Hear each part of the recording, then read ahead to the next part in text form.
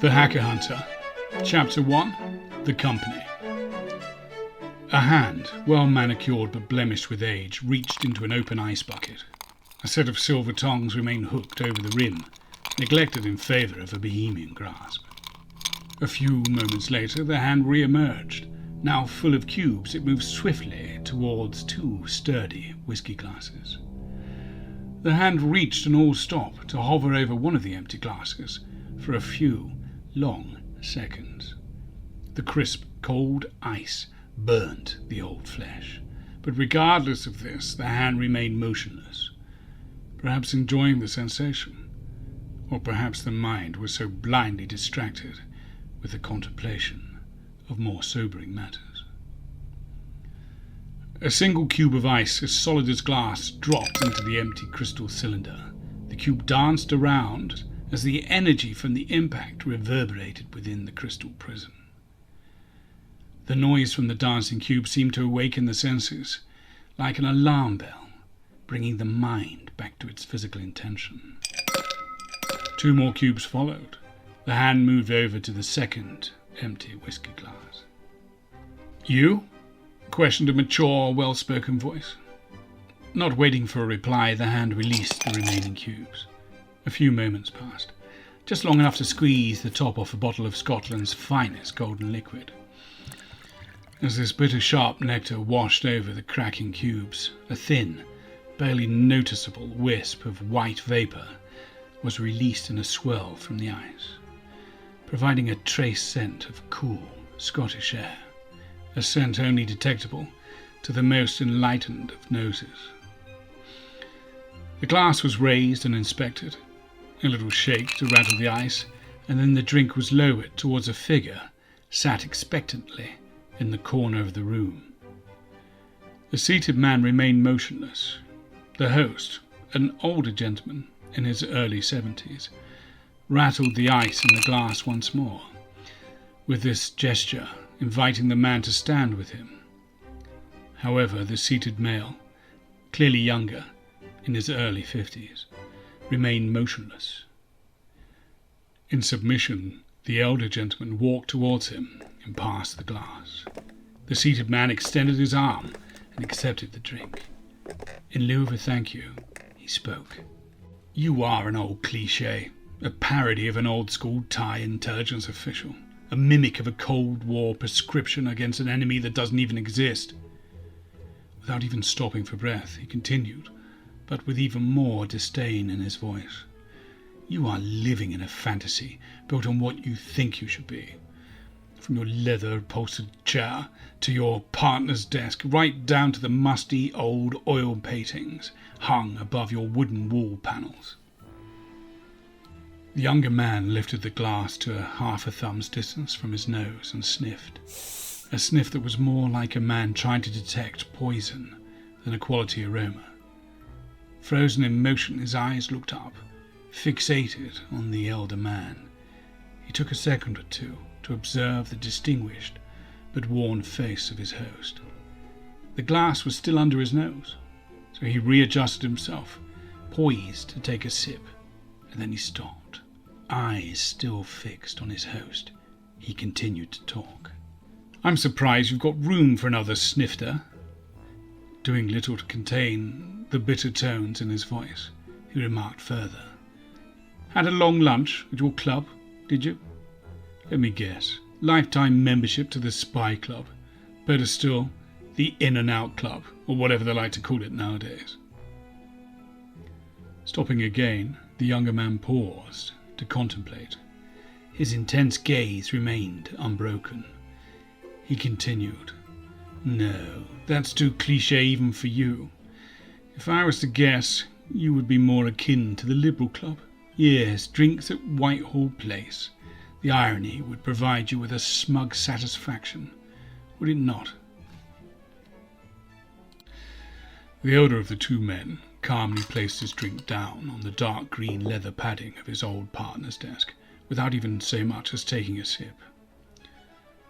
"I don't like to walk too far.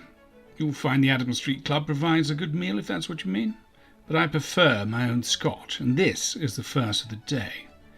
Don't ruin it, there's a good man."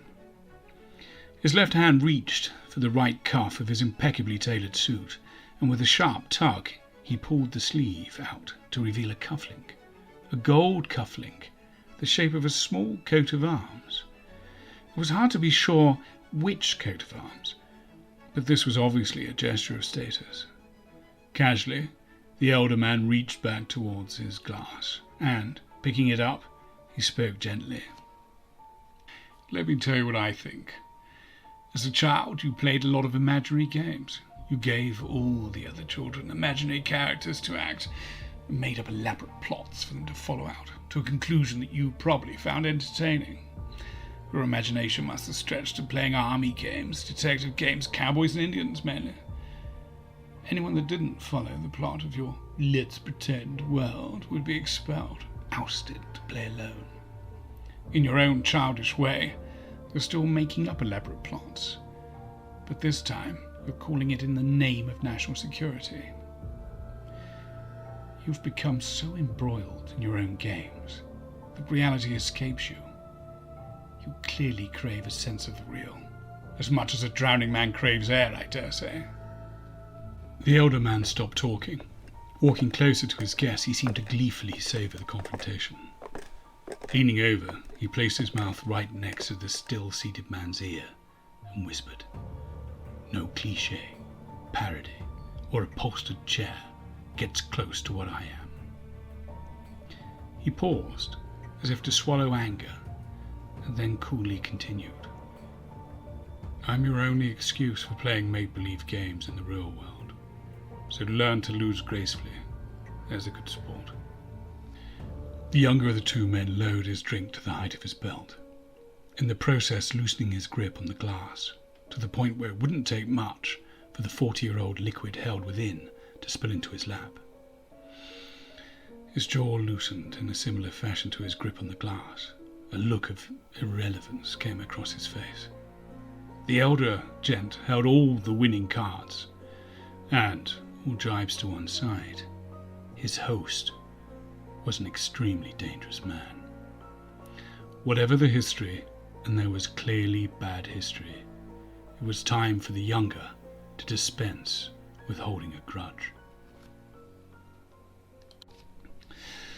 Leaning back, the elder gent lowered his glass. Breaking his gaze from his ungrateful guest, he gently clinked the side of his glass with the other man's, who quickly stiffened up again.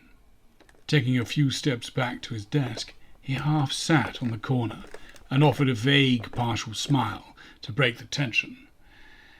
He then continued to speak. "I would prefer it if you were to see me more as a guardian than what was the term? Oh yes, a Cold War prescription.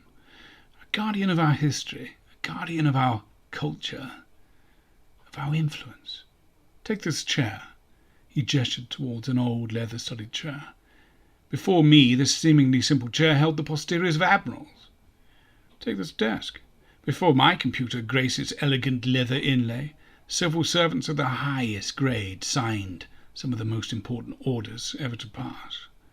My job, Robert, is not to act in part of your fantasies, or for mine, for that matter. My job is to play a small, insignificant part in defending what is rightfully ours, what we fought for, and what we have won, irrespective of borders." On hearing his name mentioned, Robert, the younger of the two men, sat up and replied, "Tell me something, Sir Adam. Apart from providing your guests with excellent scotch, do you also offer them the option to smoke?" Sir Adam, as the title suggested, displayed all the calm resolution of a British dignitary, a sense of superiority that left lesser men staring at their feet. However, for one moment the calm seemed to break as Sir Adam started to grin at his guest, looking down at him from his seated position on the edge of his desk. Sir Adam played with a few observations. He knew Robert came from humble middle-class stock, and Sir Adam revelled in the chance to tease him about it. Robert wore an off-the-hanger suit, not fashioned by a Savile Row tailor, as Sir Adam's was. In Sir Adam's eyes, Robert needed merit, reward, and recognition to feel accomplished, something Sir Adam was born with, and as a side effect had no need for. Robert clearly despised the old-school Thai network, a network to which he clearly didn't belong. Sir Adam, detecting this hatred, waved a finger and declared in a mocking tone, "Smoking in a London office? What do you think this is, 1971? Look at the windows. It's 5 centimetres of bulletproof glass. Look at the walls, reinforced, 3 feet thick. Look at the ceiling. Again, solid concrete. A bomb could go off next door and the light fixtures wouldn't even rattle. Do you really think they'd build this place with an air vent to whisk off any smoke, or a window I could crack open for someone stupid enough to try and spark up a cigarette?